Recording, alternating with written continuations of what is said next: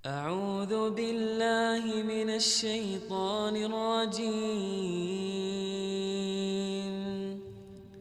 بسم الله الرحمن الرحيم.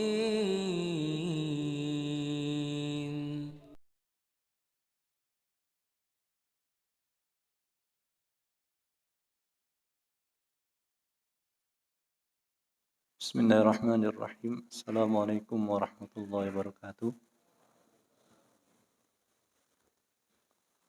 Innal hamdalillah nahmaduhu wa nasta'inuhu wa nastaghfiruhu wa nastahdihi wa natubu ilayhi wa na'udzu billahi min shururi anfusina wa min sayyiati a'malina. Man yahdihillahu fala mudilla lahu wa man yudlil fala hadiya lahu. Asyhadu an la ilaha illallah wahdahu la syarika lahu wa asyhadu anna sayyidana wa nabiyyana Muhammadan abduhu wa rasuluhu la nabiyya ba'dahu. Sallim wa sallim ala habibina al-Mustafa wa ala rasulina al-Mujtaba Muhammadin sallallahu alaihi wasallam wa ala alihi wa sallam bi sunnati al-Middin. Allahumma anfa'na bima 'allamtana wa zidna ilman wa taqwan ya rabbal alamin. Para jamaah yang dimuliakan oleh Allah Subhanahu wa taala, alhamdulillah wa syukurillah. Dengan izin dan karunia Allah Subhanahu wa taala, kita kembali dipertemukan di salah satu rumah Allah Subhanahu wa taala setelah kita melaksanakan ibadah salat maghrib berjamaah. Kita berharap dan berdoa semoga Allah yang Maha Agung dan yang Maha Tinggi berkenan untuk menerima amal ibadah kita kali ini dan amal ibadah kita yang lainnya. Para jamaah yang dimuliakan oleh Allah Subhanahu wa taala,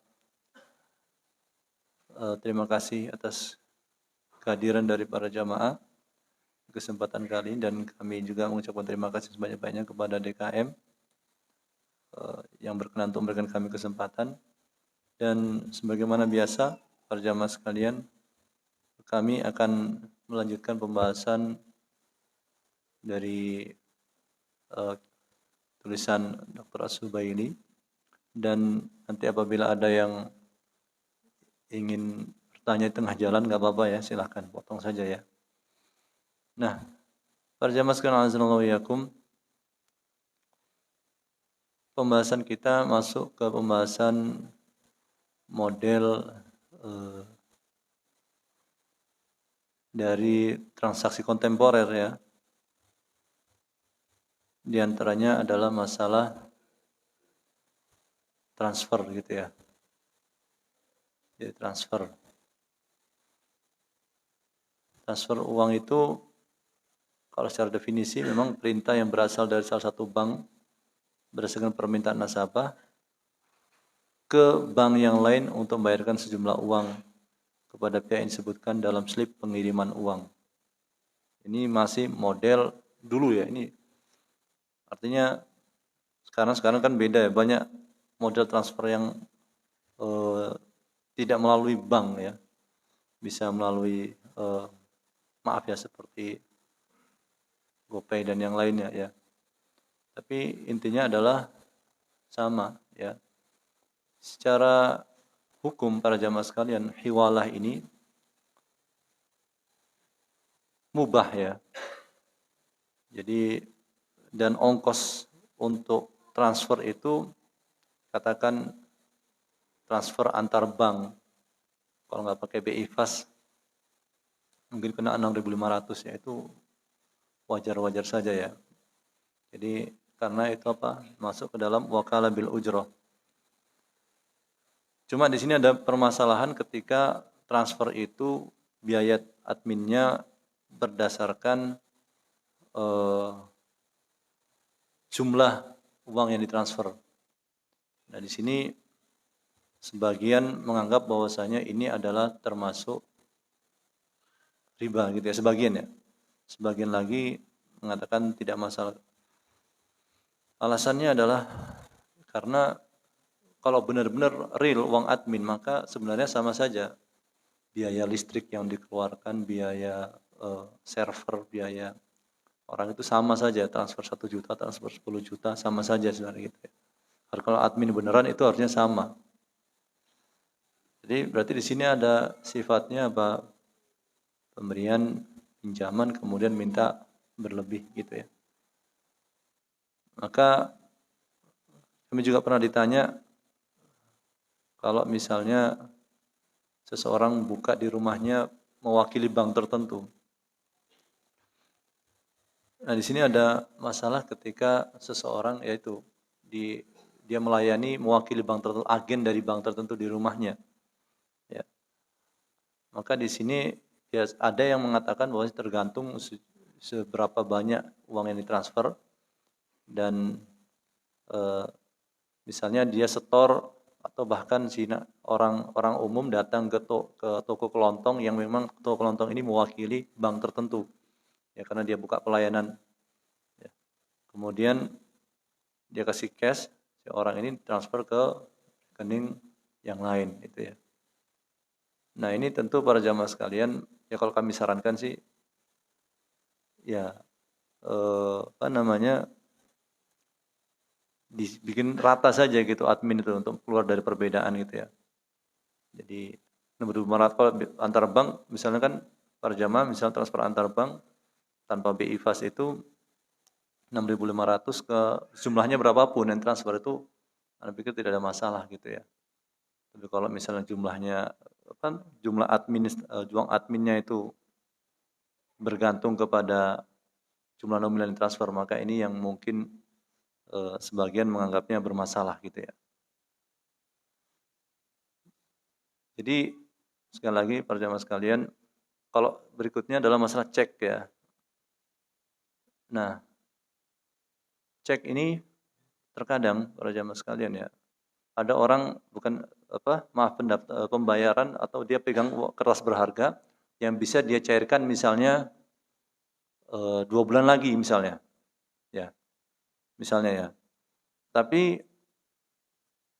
dia bilang ke kita, kamu beli nih, ini kan isinya 100 juta, ya. Saya butuh duit sekarang, ya. 2 bulan lagi kamu bisa cairkan, tapi masalahnya saya butuh duit sekarang nih. Udah deh, kamu pegang nih, ya, surat berharga ini, kamu bayar ke saya 90 juta saja misalnya. Nah, ini sebenarnya apa? Ya, riba gitu ya. Jadi pemberian uang 90 juta nanti dibayar 2 bulan lagi 100 juta. Ya. Ini sekali lagi juga, ya ada model seperti itu para jamaah sekalian. Maka kami sarankan juga tidak membelinya gitu. Dan tanda kutip mengatakan membeli, sebenarnya nggak membeli ya, tapi meminjami gitu ya. Nah, ada pertanyaan para jamaah? Baik.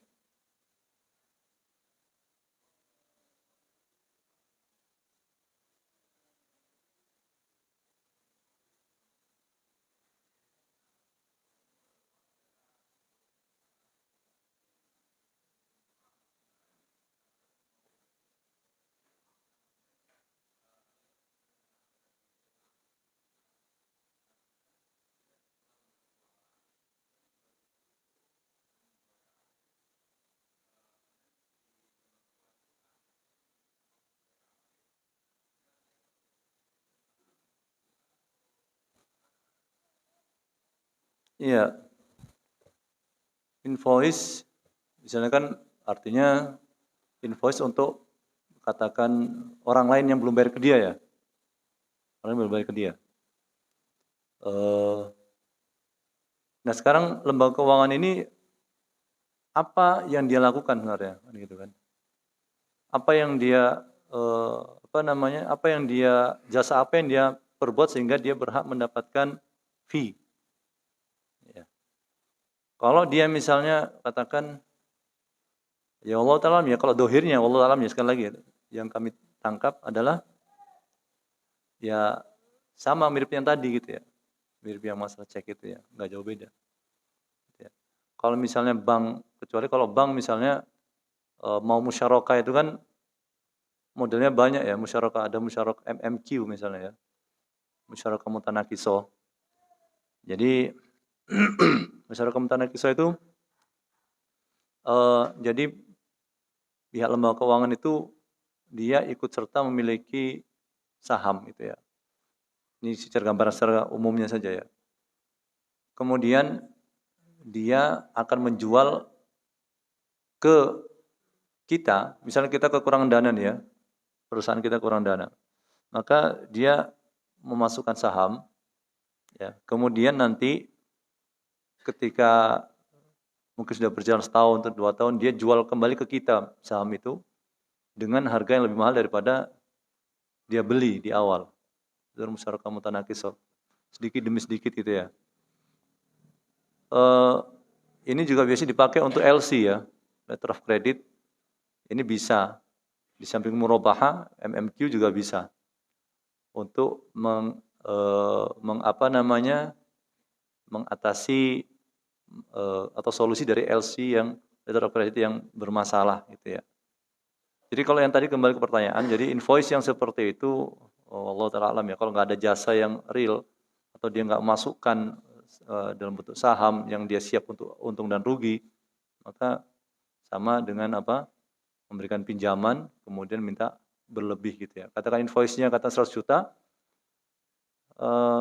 perusahaan butuh sekarang nih, udah deh 90 juta deh dikasih gitu. Nanti waktu invoice cair ya 100 juta gitu dibayar, sama aja. Mm-hmm. Mm-hmm.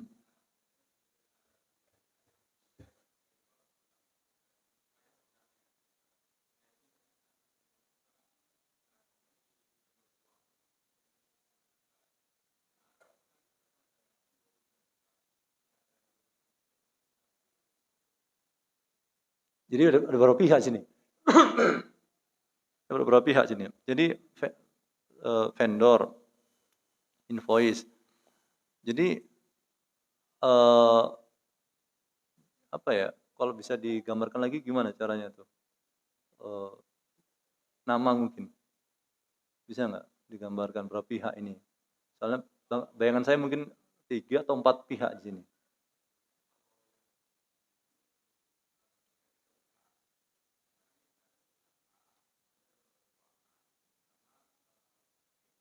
Oke. Ya.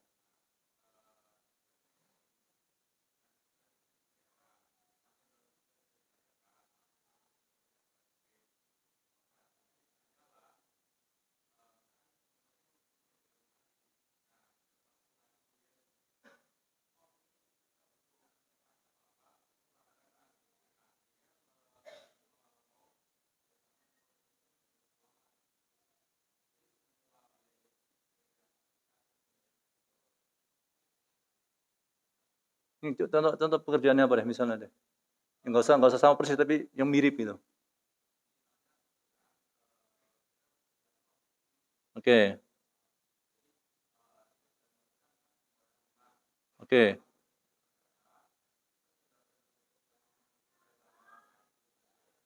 Oke.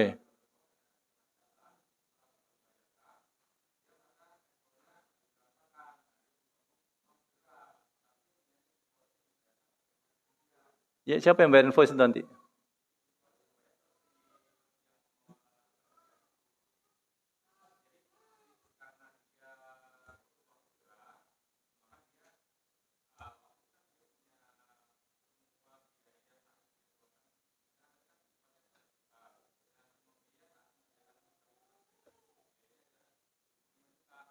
Iya.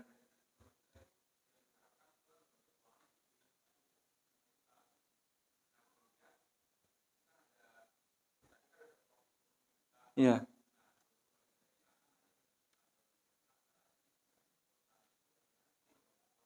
Iya, makanya saya tanya di awal, maaf sebelumnya. Jadi kan kerjaan bank tuh apa gitu? Kan udah jelas semuanya, tinggal nunggu waktu aja sebenarnya. Tinggal nunggu waktu aja kan, nggak ada yang dikerjakan lagi. Tinggal nunggu waktu, kecuali tengah jalan gitu ya. Dia butuh dana lagi gitu ya, nggak ada. Maka makul ya, istilahnya logis gitu ya. Apa yang kalau cuma sekedar istilahnya mengutangi sekarang, ya berarti dia minta berlebih ya mirip dengan itu. Yang Anda bayangan Anda gini nih, misalnya nih. Yang mungkin Anda kalau salah tolong dikoreksi ya. Jadi developer katakan ya, sederhanakan saja, developer katakan developer ya. Developer, misalnya saya sebagai konsumen minta dibangunkan rumah 100 juta misalnya. Kemudian oke lah dibangunkan sama developer, dia juga sudah bayar ke tukang material dan yang lain, bayar semua tuh pokoknya. Dan rumah udah jadi gitu. Cuma bayarnya dari saya nanti 3 bulan lagi, 100 juta. Gitu ya, kira-kira gitu. Nah, kemudian cuma ya istilahnya, tapi si developer nih butuh uang segera nih. Itu nggak kira-kira? Kemudian dia menghubungi pihak lembaga keuangan. Ya, gitu ya.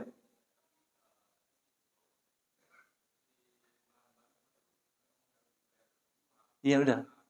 Iya kan saya sampaikan tadi material, toko material semua katakan toko material dibayar semua sama dia, udah lunas semua. Udah lunas semua. Jadi rumah sudah ada, pokoknya tinggal terima duit, cuma waktunya 3 bulan lagi gitu aja ceritanya. Tinggal terima duitnya. Ya, jadi bank sini tidak melakukan apa-apa sebenarnya. Bank sini tidak melakukan apa-apa. Ya, lembaga keuangan sini tidak melakukan apa-apa. Ya, jadi kalau memang dia apa namanya, istilahnya wallahu taala ya hakikatnya adalah meminjami uang dan dia minta berlebih gitu aja. Sebenarnya sih wallahu taala ya. Kalau misalnya musyarakah mutanakisah katakan, berarti dia memang beli saham gitu ya. Beli saham developer ini, lembaga keuangan beli saham developer ini ketika diproses katakan ya, proses pembangunan atau yang lainnya, kemudian otomatis dia katakan investor saja, syirkah apa namanya, mudharabah katakan ya, syirkah mudharabah. Kemudian wallahu ta'ala alam di sana yang terjadi adalah setelah nanti mungkin setelah proyek satu kompleks selesai, maka baru bagi hasil gitu ya, dijual lagi sahamnya, boleh-boleh saja, nggak ada masalah. Jadi si pihak pihak lembaga keuangan ini tidak jual bahan mentah, bukan tidak jual apa. Tapi kalau misalnya murabahah, maka pihak lembaga keuangan itu yang akan menyediakan semuanya. Dia akan belikan kebutuhan developer, ya. Kemudian dia ambil untung di situ. Nah, itu kalau murabahah. Jadi bedanya sedikit. Cuma kalau misalnya yang tadi, wallahu ta'ala alam yang nggak ada pekerjaan apapun, tapi muhsin di sini nunggu waktu, ya pekerjaannya apa gitu ya, yang bisa sehingga dia itu keluar dari tuduhan meminjami uang gitu. Nah itu yang perlu dicari gitu ya. Sehingga apa intinya adalah resiko itu keuntungan berbanding lurus dengan resiko gitu ya. Sebentar ya, kita lanjutkan dulu nanti. Bagaimana hukumnya transfer dari mata uang yang berbeda dari antar bank, antar negara, di mana biasanya uang akan diterima pada hari berikutnya? Apa yang termasuk riba karena caranya tidak biat-biat? Ini namanya sorf ya, ada unsur sorfnya, ada unsur wakalahnya. Jadi memang kalau misalnya dari Saudi, rial gitu ya, TKI atau TKW, dia kirim uang ke Indonesia, enggak langsung nyampe ya, karena proses yang memang itu real gitu ya. Kalau proses itu real memang, maka tidak ada masalah gitu ya. Tidak ada masalah karena apa? Karena memang proses validasinya, khawatir ini penipuan dan yang ini kan ada prosesnya itu ya. Pikir tidak ada masalah gitu ya. Kalau memang itu proses itu real, membutuhkan waktu sehari ya antar bank itu kan. Mereka butuh komunikasi dan memastikan apakah transfer ini betul gitu. Jadi tidak ada masalah gitu ya. Kalau hukum katakan apa namanya yang tukar sorf itu gini. Jadi sebenarnya kalau sorf yang bermasalah itu adalah ketika memang dimungkinkan untuk langsung tapi ditunda. Gitu. Dimungkinkan untuk langsung tapi ditunda. Contohnya gimana? Seorang penjual emas itu uangnya sudah dibayar. Beli emas nih, emas batangan, 1 juta, misalnya 1.100.000 misalnya, emas batangan, 1 gram. Kemudian si penjual emas, ntar deh, saya mau saya mau ke toilet dulu, buang air besar. Jadi nanti mungkin setelah saya buang air besar, saya baru kasihkan logam mulianya. Ini bermasalah tentunya. Ya karena tidak ada alasan sebenarnya yang sifatnya itu cukup kuat untuk menjadikan itu dia serahkan itu. Apa susahnya gitu? Ya kalau enggak mau ya ditunda saja gitu kan. denda saja. Ya. Maka di antara solusinya sebenarnya apa yang terjadi? Kalau mau solusinya adalah ya belum transaksi, namanya nitip uang dulu gitu ya. Nitip uang dulu, nanti baru setelah momen itu pas baru transaksi. Sama seperti orang yang sudah terlanjur bukan kredit ya, beli emas COD, online, maaf bukan COD, online ya. Dia sudah bayar nih, kemudian kan ada waktu tuh untuk pengiriman, gitu ya. Ada waktu untuk pengiriman emas itu. Maka caranya adalah akad ulang dengan si penjual. Sekarang Anda sudah pegang uang saya sudah pegang emas Anda, sekarang kita akad ulang, gitu ya. Itu modelnya begitu untuk pembenarannya atau koreksinya gitu. Jadi bisa seperti itu. Sama juga orang ketika nuker tapi nggak lengkap, nuker 100.000 minta pecahan tapi nggak lengkap. Saya punya uang 100.000, saya ngomong ke tukang toko kelontong ya, saya mau tuker dong 50 ribuan dua. Saya nggak ada uang 50-an dua, nanti ya saya ambil dulu. Maka kalau begitu mending ya udah saya titip aja dulu deh, atau kamu utang dulu deh uang saya ini. Nah, jadi bukan akad sorf gitu ya, bukan akad sorf. Jadi memang di sini sekali lagi tergantung case by case ya para jamaah sekalian, sehingga tidak bisa kita hukumi secara general gitu ya. Nah, ada yang lain sebelum kami lanjutkan? Ya.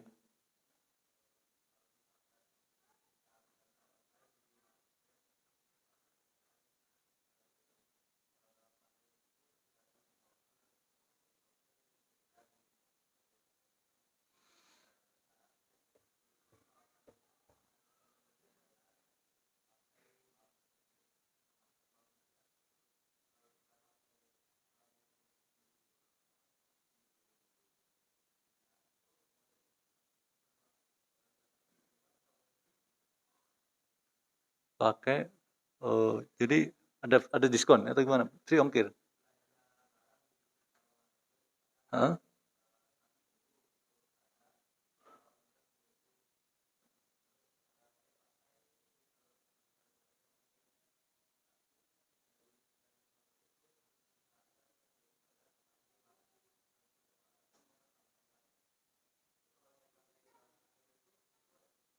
Berarti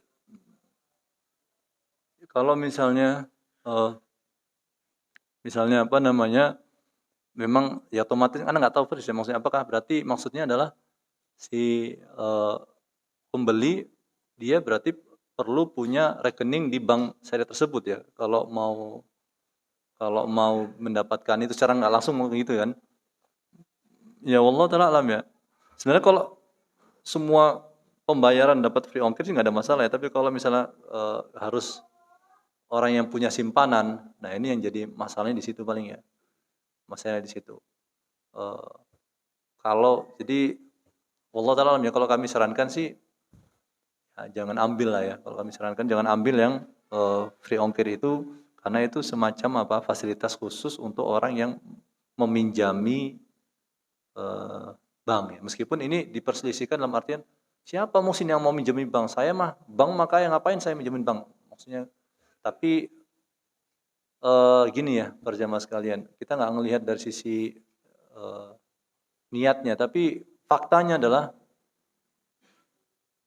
pinjam pihak lembaga keuangan itu dia bukan dititipkan saja, tapi minjam adalah karena dia gunakan uang itu, diputar itu ya. Kalau misalnya betul-betul didiamkan, ya nggak ada masalah gitu ya. Nah ini ada namanya bai'ul istijrar ya, bukan mirip sih, ada hal yang mungkin bai'ul istijrar itu adalah orang naruh duit di toko misalnya, saya sederhanakan ya, di toko kelontong misalnya. Terus pokoknya dia bilang, saya aja ya, bulan Agustus ini saya ambil barang-barang saja ya, nanti totalnya di akhir. Pokoknya tapi uang itu ada di apa namanya, di kamu lah ya gitu. Ya. Nah, di sini para jamaah sekalian, sebagian ulama mengatakan kalau memang harga dari barang itu sudah diketahui di awal, nggak apa-apa. Tapi kalau harganya nggak diketahui, maka ini bermasalah. Yang kedua, modelnya seperti ini adalah kalau memang eh, apa namanya, uang itu yang dititipkan di toko itu bukan sekedar titip biasa, tapi mau digunakan. Nah, ini berarti apa? Bisa jadi riba. Tapi kalau nggak digunakan, cuma disimpan benar-benar tuh di kotak tuh, tapi dapat diskon, ya, maka di sini sebagian mengatakan ya tidak masalah gitu ya. Ya. Maka Allah taala alam ya, kembali ke pembahasan. Jadi saran kami adalah tidak mengambil itu kalau memang kita dipersyaratkan secara tidak langsung dipersyaratkan untuk punya rekening di lembaga keuangan tersebut ya. Ini saran kami ya gitu. Karena kan kalau dikatakan bisa dikatakan saran Muhsin, karena pemaksaan itu atau dikatakan, karena di sini ada beberapa perbedaan ya. Soalnya ada yang mungkin lembaga tertentu, lembaga fatwa tertentu memang mengatakan nggak ada masalah gitu ya, selama semuanya di bank syariah gitu ya. Jadi Allah dan kami pribadi condong ke arah sana ya, tanpa mengurangi rasa hormat kepada saudara-saudara yang memang berbeda gitu ya. Ya gitu. Ya. Ada ada pertanyaan sebelum kami lanjutkan para jamaah sekalian? Nah, kami ingin kasih informasi para jamaah sekalian, azanallahu wa yakum ya. Masalah sebenarnya masalah ini masalah yang cukup, ini ada kasus yang memang ditanyakan ke kami ketika seseorang itu punya bisnis, ya, bisnis katakan yang berkaitan dengan orang banyak gitu ya, yang berkaitan dengan orang banyak, towing, bisnis apa namanya, towing apa sih namanya, derek ya, derek mobil, derek mobil. Kalau misalnya derek mobil itu, para pemilik mobil itu hanya pokoknya bayar ya, bayar per bulan sekian. Tapi nanti kalau terjadi mogok atau gimana, dia bebas dimanapun akan diderek. Ya, ya. Jadi dimanapun mobilnya mogok itu akan diderek tempat tertentu. Ya. Jadi istilahnya apa ini? Semacam ada premi bulanannya gitu, supaya ya mirip asuransi gitu ya. Nah, di sini ketika kami tanya demikian dan beliau juga menanyakan ke lembaga yang lain ya, lembaga fatwa yang lain. Di sini ada fatwa, Allah alam ya, para jamaah sekalian, fatwa yang dari lembaga tersebut itu membolehkan dengan catatan memang meminimalisir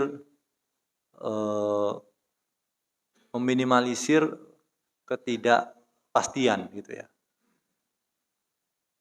OKI, Organisasi Konvensi Islam, di salah satu lembaga fatwanya memperbolehkan rumah sakit untuk menerbitkan layanan kesehatan seperti itu, Mas.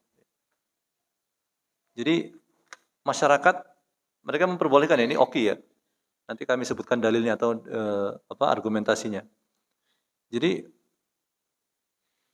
masyarakat boleh bayar premi ke rumah sakit, nanti dia akan mendapatkan pelayanan kesehatan kalau sakit, gitu ya. Jadi nggak pakai pihak ketiga asuransi. Kalau sekarang kan mungkin pihak ketiga ya, antar rumah sakit, insurans sama nasabah. Ya. Tapi kalau misalnya yang menurut Oki, kalau yang bikin insurans ini adalah rumah sakitnya sendiri, ya, maka boleh dengan beberapa catatan. Yaitu catatan pertama adalah ada pemeriksaan kesehatan yang komprehensif terhadap pasien. Jadi nggak sama preminya nanti. Jadi preminya itu disesuaikan tingkat resiko dari si pasien. Ya. Jadi bisa jadi kalau orang sudah semakin semakin tua, maka semakin besar preminya gitu ya.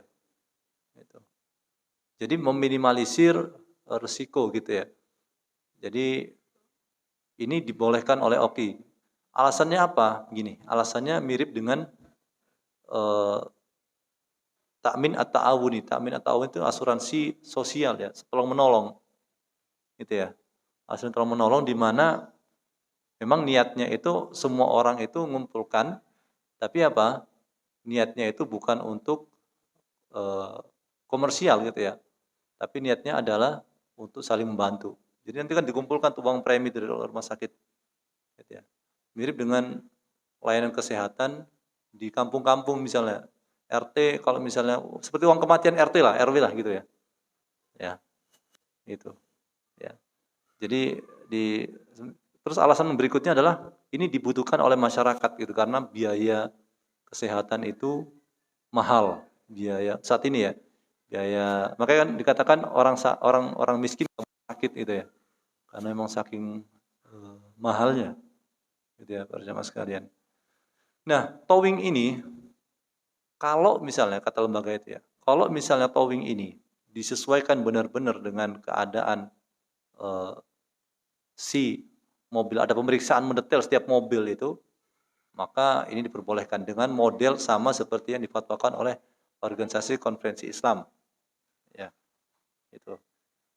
Jadi ya Allah taala alam para jamaah sekalian azallahu yakum. Ya, sebenarnya ini juga ke mana-mana cerita ini. Komite sekolah misalnya, teman tahu komite sekolah? Komite sekolah, jadi samping kita ini bayar sekolah, kita juga apa? Bayar iuran komite sekolah tuh. Ada nggak gitu? Anak antum ada nggak? Bayar iuran komite sekolah tuh. Nanti kalau ada yang sakit dari komite sekolah itu nggak? Gitu nggak kira-kira? Ada siswa yang sakit gitu, nanti dikunjungi dikasih gitu nggak? Ya nggak kira-kira? Hah? Atau, belum pernah? Ya. Yang kami tahu begitu sebagian ya, yang kami tahu ya. Jadi yang kami tahu ada sebagian seperti itu. Ya mirip-mirip ya. Nggak banyak gitu. Ya. Jadi sekali lagi wallahu ta'ala alam. Kalau memang itu kebutuhan yang mendesak gitu ya, dan memang tidak kita itu nggak bisa, masyarakat itu nggak bisa bayar kalau melihat secara apa namanya, secara sendiri-sendiri tuh memang nggak bisa, maka mau nggak mau kita harus junjung apa namanya sama-sama gitu ya, tanggung bersama-sama gitu ya. Tanggung renteng tapi bukan utang pinjol ya. Ada soalnya tanggung seorang dari Bangladesh mendapatkan Nobel gara-gara utang tanggung renteng, tapi sifatnya ribawi. Kita nggak model gitu. Kita modelnya adalah tanggung renteng dalam artian karena berat biaya kesehatan itu emang kalau saling bantu gitu nggak ada masalah. Cuma ya sekali lagi ini kita nggak berbicara komite sekolah, bukan berarti semua komite sekolah benar nggak, tidak ya. Tapi maksud kami adalah intinya adalah kalau ini catatannya, kalau memang itu dibutuhkan oleh masyarakat, ya. Kemudian sangat dibutuhkan masyarakat. Kemudian yang kedua, yang menyelenggarakan adalah si penyedia layanan. Kemudian yang ketiga ada pemeriksaan yang detail untuk setiap orang itu. Maka Allah taala alam situ mungkin bisa menjadi salah satu solusi. Seperti yang dilakukan di zaman Nabi itu yang dilakukan oleh orang-orang Asy'ari, ya. Kaumnya Abu Musa al-Asy'ari, kabilahnya Abu Musa al-Asy'ari, itu kalau terjadi paceklik, mereka semua mengumpulkan makanan di lapangan terbuka, kemudian apa? Mereka ambil sesuai kebutuhan. Nah, artinya dan Nabi memuji itu. Tukar-menukar makanan. Tukar-menukar makanan dan orang nggak tahu siapa yang akan diambil. Bisa jadi lebih mahal, bisa jadi lebih bernilai dari Pak. Jadi kurang bernilai dari yang dia berikan itu. Jadi memang di sini para jamaah sekalian perlu perincian ya, di setiap kasus itu sehingga kita melihatnya bisa lebih komprehensif. Bentar ya, ada pertanyaan dari kertas. Apakah hukumnya menyewakan rumah ke lembaga perbankan konvensional yang mana rumah ini akan digunakan sebagai tempat tinggal staf dari bank tersebut, apakah boleh? Kalau jadi gini ya, kalau maksudnya itu Allah ta'ala alam ya. Jadi makan, tempat tinggal, itu sesuatu yang sifatnya apa namanya? Ini kembali kepada itu ya. Ini ada berapa fatwa ya dalam masalah ini. Ada yang mengatakan jadi gini fatwa itu. Kalau kita bermuamalah, udah Isya ya? Belum. Masih ada waktu ya. Kita hukumnya gini, kita bukan masalah ta'awunnya lagi. Kita masalah adalah hukum bermuamalah dengan orang yang semua hartanya haram atau tidak. Beda hukumnya ya. Ada orang itu yang sebagian hartanya haram, ada yang semua hartanya haram. Sebagian ulama mengatakan bermuamalah dengan orang, jual beli dengan orang yang semua hartanya haram itu tidak boleh. Kalau semua hartanya haram ya. Tapi kalau misalnya katakan ada 10% atau 20% atau 20% yang halal itu masih bisa ada keleluasaan gitu. Kalau semua hartanya haram, maka ini bermasalah gitu ya. Ya, maka ini bermasalah. Jadi kasusnya bukan sekedar ta'awun situ ya. Ta'awun itu kan kalau ta'awun misalnya gini. Saya sewakan rumah untuk tempat orang bermaksiat misalnya. Itu dia kerjanya di situ maksiat tuh, bikin khomer misalnya ya. Meskipun katakan legal di sebagian daerah katakan legal gitu ya. Tapi memang jelas di situ bikin khomer gitu ya. Ya ini bukan orang nggak tidur di situ, tapi apa? Ini masalah apa? Ta'awun al-ismi wal udwan. Ta'awun dalam dosa dan melampaui batas atau permusuhan. Ya. Jadi kembali ke pertanyaan, intinya gimana maksudnya? Intinya kalau memang betul-betul mereka itu memang nggak ada kerjaan lain kecuali di situ, yang ya Allah Ta'ala kami sarankan sih, tidak ya kami sarankan begitu ya. Tapi sebenarnya para jamaah sekalian, saya nggak menyarankan orang tuh tanya gitu ya. Saya nggak menyarankan orang tuh tanya, kamu buat apa? Saya nggak menyarankan sebenarnya. Ya. Dalam bisnis itu nanti ya nggak perlu menyarankan. Kalau memang kelihatan orang itu misalnya katakan, kalau nggak, saya nggak tanya Muhsin, tapi jelas-jelas ini bang, nah itu beda maksudnya. Tapi kalau misalnya hukum asalnya kita nggak perlu tanya, kamu uangnya dari mana, kamu pekerjaannya apa, kamu bisnis is bisnis gitu, harusnya begitu aja gitu ya. Dan kalau kita nggak tahu apa, yang nggak ada dipermasalahkan sebenarnya gitu kan. Tapi semakin banyak kita tahu, semakin ya agak berat gitu dalam keadaan tertentu ya, dalam keadaan tertentu. Jadi ya kami sarankan seperti itu. Sekali kalau memang sudah tahu, ya memang dia nggak ada yang lain, maka dipermasalahkan. Kecuali kalau memang si orang yang punya rumah ini miskin, nggak punya pemasukan lain kecuali dari situ. Boleh dia. Boleh. Kalau memang dia janda, nggak ada pekerjaan, keluarga nggak peduli, gitu ya. Ya, artinya apa mungkin dalilnya? Dalilnya adalah jadi harta haram itu bagi orang fakir miskin itu memang boleh gitu. Orang fakir miskin boleh. Tapi bukan sengaja ya. Bukan disengaja begitu. Ya. Saya fakir miskin Muhsin, makanya saya deposito 1 miliar. Itu kan nggak fakir miskin. Dapat deposito bulan sekian itu. Bukan fakir miskin ya. Ya.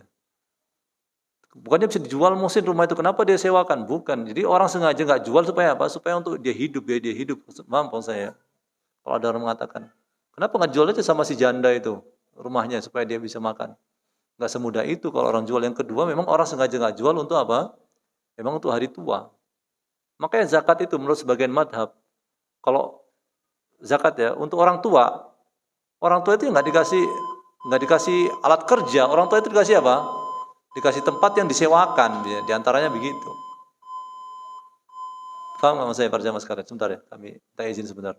Jadi lembaga zakat itu membelikan rumah kontrakan, nanti dari uang kontrakan itu untuk kehidupan si orang tua ini.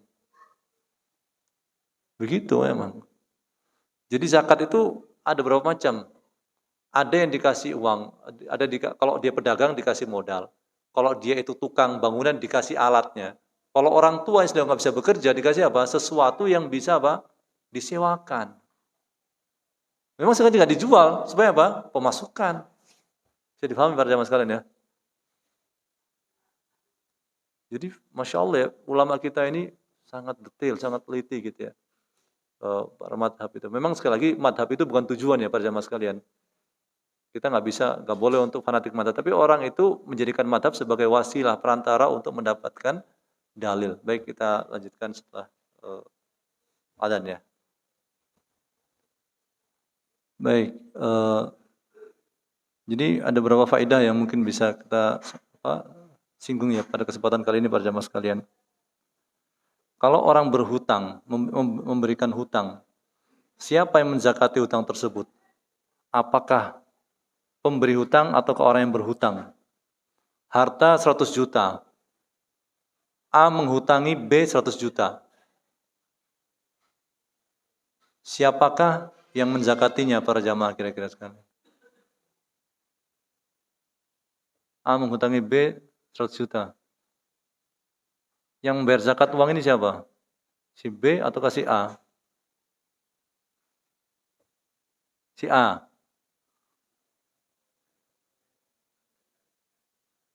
Kemungkinan apa?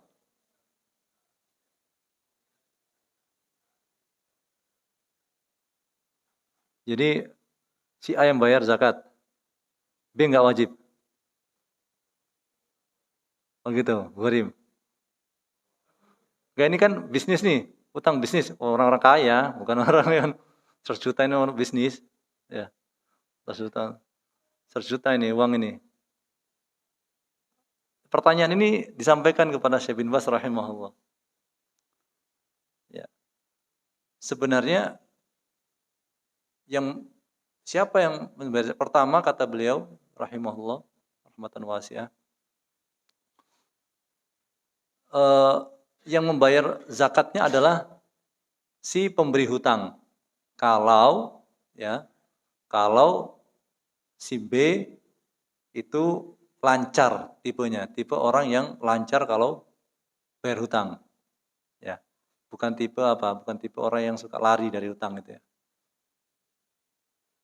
Kalau terus beliau ditanya, "Syekh, kalau uangnya itu utuh di tangan si B, belum sempat dipakai, setahun, 2 tahun. B juga bayar zakat lagi. Berarti 2 kali, Syekh. Padahal satu harta." Enggak, kata beliau, itu 2 harta katanya. Kenapa 2 harta? Karena ketika di tangan si B, B itu berhak ngapain aja gitu. Dengan uang itu. Pindah kepemilikan. Ya. Makanya kan kalau orang kredit motor baru cicilan sekali, ya ini hukum asalnya, nanti berbeda nanti kalau leasing dan yang lainnya. Itu boleh dia jual tuh motor tuh. Tapi jangan lupa untuk bayar cicilan kredit yang syar'i ya. Meskipun baru cicilan sekali. Karena udah pindah kepemilikan. Jadi seakan-akan tuh 2. Kok bisa 2 gitu? Maksudnya gimana? Karena satu pihak itu boleh menggunakan semua dia. Yang pihak lain memang dia akan diberi terus. Itu kan beliau begitu. Ya. Jadi, tapi kalau misalnya uang itu diputar sama si B, dipakai beli dipakai beli semacam mungkin untuk perbaikan rumah atau yang lain ya, bukan untuk bisnis ya. Ya, berarti si A saja gitu yang wajib bayar gitu ya. Ya, jadi dan kemudian para jamaah sekalian, kita sudah sebutkan sebelumnya ya, boleh kita bayar zakat di awal sebelum haulnya. Nah sekarang kalau tiba haulnya, yang dihitung itu uang yang mana? Kan sudah dibayar, misalnya gini, para jamaah punya uang 100 juta selama setahun. Ya. Kemudian sebelum setahun misalnya baru setengah tahun, 100 juta. 100 juta berapa zakatnya? Berapa? Berapa? 2,5 apa nih? 250.000 atau 2,5 juta? Ya, 2,5 juta. 100 juta 6 bulan. Kemudian ada keluarga yang fakir butuh untuk anak sekolah SD. Ya. Maka 2,5 juta. Dia butuh 2,5 juta. Berarti ketika sudah 1 tahun, katakan nggak ada harta yang lain ya, maka tersisa berapa? 97,5 juta. Nah, hitungannya ini 2,5% itu dari 97,5 apa 97,5 dari 2,5 dari 100 juta yang dia keluarkan ini.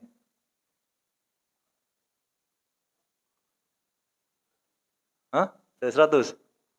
Dari 100 udah nggak ada uangnya, tinggal 97,5 nih. Hah? Akadnya? Utang. Bukan, dia ngasih zakat. Zakat itu dikasihkan. Jadi kan boleh kan kalau jadi gini para jamaah sekalian. Orang itu boleh mendahulukan pembayaran zakat kalau memang ada yang butuh sebelum dia waktunya mengeluarkan zakat tuh. Kan harusnya setahun tuh nunggu setahun. Tapi setengah tahun udah ada yang butuh duit nih. Dan sah-sah aja nggak ada masalah ya. Dan ini para jamaah tolong diingat ya. Kalau memang butuh uang ya mendesak untuk kebutuhan pokok, datanglah ke lembaga zakat gitu ya. Saya habis dipecat, saya butuh gerobak, datang ke lembaga zakat. Harusnya gitu. Harusnya dikasih ya. Kalau mereka mempersulit berarti apa? Mereka mempersulit hanya orang fakir miskin.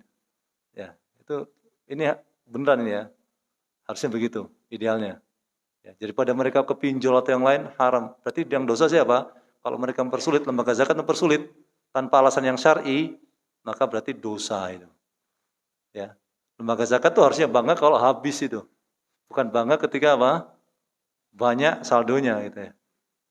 Gitu. Karena itu uang rakyat miskin itu. Orang miskin, ya. Masjid-masjid juga gitu, jangan bangga dengan apa kalau mengumpulkan zakat, jangan bangga dengan banyaknya. Oh, ada sisa alhamdulillah, bukan saya. Alhamdulillah, masalah itu. Kembali ke pertanyaan tadi ya. Sekalian. Jadi dihitungnya tetap dari 100 juta. Ya. Terus musim tapi udah dikeluar 2,5 juta. Nah, berarti kalau memang 2,5 juta udah dikeluarkan, ya sudah dia nggak bayar zakat lagi. Gitu. Jangan tertipu dengan angka-angka itu sebenarnya. Jadi ini juga solusi ya. Jadi kalau memang betul dalam keadaan sulit ini para jamaah memang sudah nggak ada harapan lagi, cuma tinggal rumah gitu ya. Tapi butuh modal untuk bisnis karena sudah keluar dari perusahaan, datang ke lembaga zakat ya, minta rekomendasi dari RT RW ya, yang butuh ya. Maka harusnya free gitu ya. Jadi memang begitu ya para jamaah sekalian. Dan sekali lagi bagi pesan kami kepada masjid-masjid yang menghimpun dana zakat, kami sarankan untuk apa? Untuk tidak hanya fokus kepada saldo yang baik, tapi fokus kepada penyaluran yang tepat, gitu ya. Karena apa? Ini bukanlah harta orang kaya, tapi apa? Hartanya orang fakir miskin dan yang membutuhkan, gitu. Ya, makanya kan sangat sayangkan kalau misalnya apa? Uang operasional lembaga zakat itu lebih besar dibanding apa yang disalurkan oleh lembaga zakat tersebut. Ada pertanyaan terakhir sebelum kami tutup para jamaah sekalian? Ya.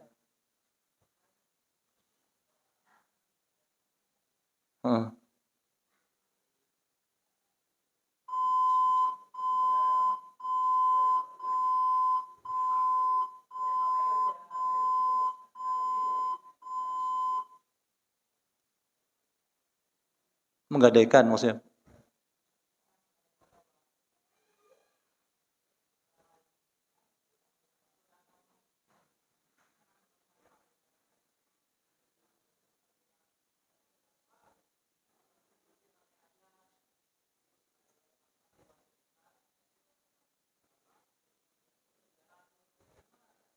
Ya, jadi gadai itu sebenarnya kan utang, akad tampi utang ya. Kalau di Indonesia kan terkenal gadai gitu ya.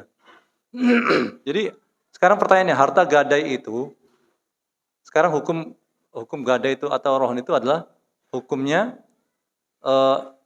lazimun fi tarfin wahid jaizun fi tarfin akhar. Jadi istilahnya mengikat satu pihak tidak mengikat pihak yang lain. Jadi kan akad itu ada yang mengikat dua pihak, ada yang tidak mengikat pihak manapun, tapi ada yang mengikat satu pihak. Ya. Misalnya anak utang ke antum ya, anak utang ke antum misalnya 10 juta, maka motor anak kasih ke antum gitu ya, supaya jaminan. Gitu ya. Bukan BPKB tapi motornya, benar motornya. Ya. Sebenarnya itu adalah masih hak milik dari hak milik saya, motor itu. Cuma kalau saya pakai juga apa? Juga resiko buat antum karena nanti kalau rusak jaminannya gimana dong? Kalau ada masalah dalam hutang, dijual lagi nggak laku misalnya atau kurang dari utangnya misalnya gitu. Maka di sini kalau antum rela, sebenarnya nggak perlu apa? Ya nggak perlu ada sampai 300.000 itu sebenarnya. Maka antum ambil apa? Ya udah sini mungkin BPKB-nya, gitu aja BPKB-nya. Kemudian tapi kalau antum berpikir kalau rusak gimana ya mungkin kira-kira? Ya udah jaminan yang lain aja yang kira-kira bisa apa? Yang kira-kira bisa tetap saya pegang. Jadi ada keterkaitan dengan pihak apa? Kalau antum nggak rela nih, saya nggak rela Muhsin kamu pakai. Nanti kalau rusak, kamu nggak bayar utang, saya rugi, kan? Rusak motornya, kamu nggak bayar utang, saya nggak dapat apa-apa, ya, rugi saya. Jadi sudah minta jaminan yang lain gitu ya. Karena sebenarnya memang milik saya, cuma masih ada ikatan dengan antum selaku apa? Selaku pemberi utang. Paham ya? Jadi kalau mau ya dari yang lain emas atau gimana atau mungkin surat tanah gitu ya. Ya. Jadi sekali lagi memang kalau dibayar 300 gimana mesti 300.000 per bulan. Dan itu kan punya saya gitu. Kok saya nyewa lagi nggak anu gitu nggak bisa gitu. Itu punya saya cuma memang ada keterkaitan dengan kalau saya bayar lagi 300.000 ke antum berarti apa? Ya riba namanya. Riba gitu ya. Kecuali kalau memang apa berubah kepemilikan gitu ya, jual gitu ya. Baik, para jamaah sekalian azza wa yakum. Jadi intinya adalah sekali lagi masalah ekonomi ini kadang tidak bisa pakai satu persatu gitu. Maksudnya satu kaidah untuk semuanya gitu ya. Ya, harus kita sampaikan kasus per kasus kepada memang orang yang mengerti. Kalau kita maaf ya, seperti kasus kemarin ada orang memberi warisan, orang tua memberi hadiah kepada satu anak, tapi nggak ngasih hadiah ke anak yang lain, tapi sudah pindah kepemilikan. Ketika kami tanya, kalau orangnya sudah mati, gimana ini rumah? Satu anak dikasih rumah, yang lain nggak dikasih rumah. Berarti kan nggak adil, kan? Nggak adil dan nggak adil itu apa? Bermasalah kan? Kemudian ketika yang orang yang saya tanya itu bilang gini kan, ya kalau gitu dibagi dong, ya harus dilepas kepemilikan, nggak bisa. Sudah pindah kepemilikan tidak bisa, meskipun terjadi kedoliman sudah pindah kepemilikan. Masalah dosa orang tua diadab di kubur, ya. Tapi rumah itu sudah milik satu anak yang sudah dikasih. Kalau anak tersebut sayang kepada bapaknya, maka dia harus apa? Sharing kepada saudaranya. Kalau saudaranya mengikhlaskan, ya alhamdulillah nggak ada masalah. Ya. Tapi kalau nggak mengikhlaskan, tetap si bapak itu di kuburan bermasalah. Naudzubillah min dzalik. Ya. Tapi secara hukum fikih dia udah pindah kepemilikan. Tapi orang itu jawabnya, ya harus di-share, padahal nggak begitu. Karena apa? Nabi juga pernah mengatakan, orang yang sudah ngasih hadiah, kemudian dia meminta kembali hadiahnya, seperti anjing yang menelan kembali muntahnya. Perumpamaan yang buruk gitu. Artinya orang udah hadiah, jadi berpindah kepemilikan, ya idealnya tidak diminta lagi gitu, para jamaah sekalian. Jadi intinya adalah sangat rumit dan pelik. Setiap masalah itu beda-beda, maka kita harus hati-hati ya para jamaah sekalian. Dan semoga saja para jamaah diberikan rezeki yang halal dan barokah Allah Subhanahu wa taala, rezeki yang banyak dan barokah, kemudian diberikan kehidupan yang sakinah, mawaddah dan rahmah. Dan kami doakan semoga para jamaah diberikan kesehatan oleh Allah Subhanahu wa taala. Apabila ada yang sakit, maka semoga Allah angkat penyakitnya segera. Allah Maha mampu, Allah Maha kuasa, Allah Maha penyembuh. Apabila ada yang telah meninggal dunia, maka semoga Allah Subhanahu wa taala berkenan untuk memberikan beliau-beliau tersebut nikmat kubur dan menjauhkan dari adab kubur. Dan semoga kita semua para jamaah sekalian bisa masuk surga tanpa hisab dan tanpa adab, dan kita bisa mendapatkan kebahagiaan di dunia, dalam kubur, dan di akhirat kelak. Kita kafaratul majlis. Subhanakallah bihamdika asyhadu an la ilaha illa anta astaghfiruka wa atubu ilaik. Wassallallahu ala nabiyina Muhammad wa ala alihi wasallam. Assalamualaikum warahmatullahi wabarakatuh.